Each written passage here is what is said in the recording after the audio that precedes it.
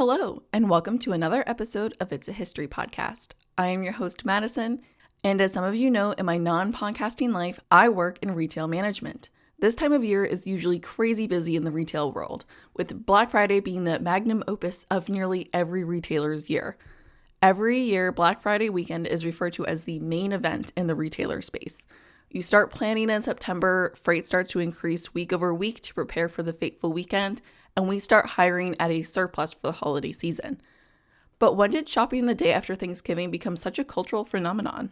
In my recent episode on the history of federal holidays, I mentioned that going so far back as the early 20th century, the time between Thanksgiving and Christmas was always a busy shopping season, with FDR even attempting to move up Thanksgiving a week earlier to promote a more lengthy shopping season to infuse more money into the economy. Black Friday, as we know it today, did not occur until the 1980s when retailers who wanted to take back the term after an event in the 1960s, which we'll talk about later in today's episode, created the story of Black Friday being the day that businesses who ran in the red for the majority of the year finally made a profit and were officially in the black. The term Black Friday has been around for much longer than the 1980s though, so let's take a look at the first instance of the term being used. To do so, we need to go back to 1869 and the crash of the U.S. gold market on September 24th. In 1869, Ulysses S. Grant was president and his popularity was starting to wane. Just 4 years after the end of the Civil War, Grant was trying to improve the U.S. economy by reducing the supply of paper dollars. His administration bought back paper dollars at a discount and replaced their paper dollars with a new currency that was backed by gold. Well, at the same time that this was happening, two men, Jay Gould and Jim Fisk, were scheming to make a huge profit. They planned to buy up as much gold stock as they could, inflating the price, and by the time they would eventually sell, the price of gold would be high enough to obtain a huge profit. But with Grant's money exchange plan with the citizens of the United States, Gould and Fisk's plan would not work. The next part of their plan was to recruit a man named Abel Corbin, who just so happened to be married to Grant's sister Virginia. Through the proximity of Corbin, Gould and Fisk were able to get quite close to Grant, and every time they got together, the subject of government money policy would come up. After one too many of these conversations, Grant started to become suspicious. And after the discovery of a letter between his sister and his wife discussing the scheme, he knew he was being played. He immediately sent word to Gould that he should stop his plan and also ordered the sale of $4 million in government gold. While this is happening, Gould and Fisk, starting in September 20th, 1869, started buying up as much gold as they could, with the price increasing just as they thought it would. The gold reached its highest price per ounce on September 24th, but the massive influx in available gold after Grant's sale, the market started to panic. Within minutes of the gold hitting the market, the price per ounce plummeted and investors, many of whom purchased their gold with money obtained with loans, started to sell off what they had. This collapse in the U.S. gold market originated the term Black Friday, but there was still at least one more day that held the name Black Friday prior to our current retail-dominated mantra. You may be familiar with the fairly prominent Army versus Navy college football game, and in the 1950s, this football game was hosted in Philadelphia the Saturday after Thanksgiving. Now, with the popularity of the game, the city would see an influx of people and an increase of shoppers in the day between the holiday and the big game.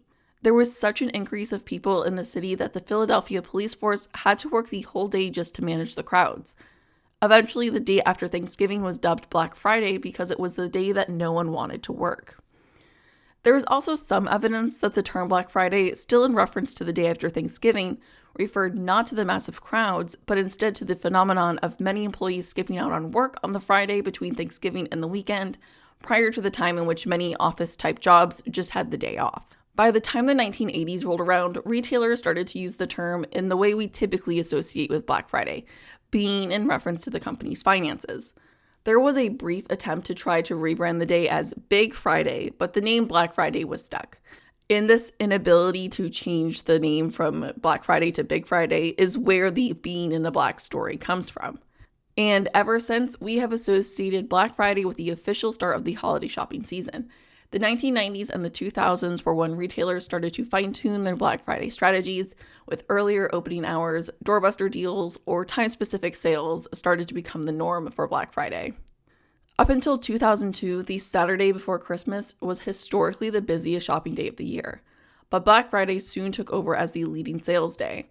These 2 days seemingly battle it out every year for who will hold the title of busiest shopping day of the year. I do think that this is highly dependent on where in the week Christmas falls. There has also been a phenomenon known as Black Friday creep in the past 5 years or so, where instead of the deals just being held on a single day, Black Friday sales now start as early as the weekend before the holiday, and Black Friday marketing is used throughout the year. As someone who has performed many ad sets, seeing the difference in price, I have maybe a handful of times seen something go on sale for a lower price than it had been on sale throughout the year. Nearly every Black Friday ad set I set was a sale set that I had already seen in the previous year. And since we're here, I'd like to include an anecdote of perhaps the strangest Black Friday I ever worked, which was the Black Friday in 2020. In efforts to decrease the amount of foot traffic in stores, but also preserve the Black Friday sales, retailers like Joann's really pushed online ordering and curbside pickup, which was all fine and dandy, but Best Buy, our neighboring store, also promoted this very same concept. With Best Buy being the more popular Black Friday shopping destination as tech and games are more common Christmas presents than craft supplies. With that in mind, this led to a forever long line of cars lined up in front of the storefronts waiting for curbside pickup, like the worst kind of drive-thru you can imagine. The parking lot was an accident waiting to happen, and though this was in an effort to reduce foot traffic, I cannot say that there was a discernible lessening of foot traffic into our store that day. After some phone calls with the store manager of the Best Buy next door and some traffic redirecting, we were able to divert the line of cars away from the main walking path of shoppers and also remove them from the fire lane.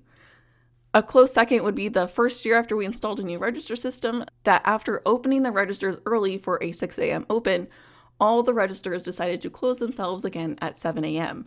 Now that involves some very frantic phone calls to upper management. And that's where I'm going to end today's episode. Thank you for listening, and I hope you learned something new about Black Friday. Are you planning on Black Friday shopping this year? Sources for today's episode include an article from PBS titled Black Friday, September 24th, 1869, and an article from History.com titled What's the Real History of Black Friday, written by Sarah Pruitt. If you liked what you heard today, please leave a review on Spotify or Apple Podcasts. If you have any questions, comments, or topic ideas, you can email me at itsahistorypodcast@gmail.com. You can also find me on Instagram and Threads. I'm pretty active on both. Thank you again for listening to this week's episode, and I hope to have you in the next one.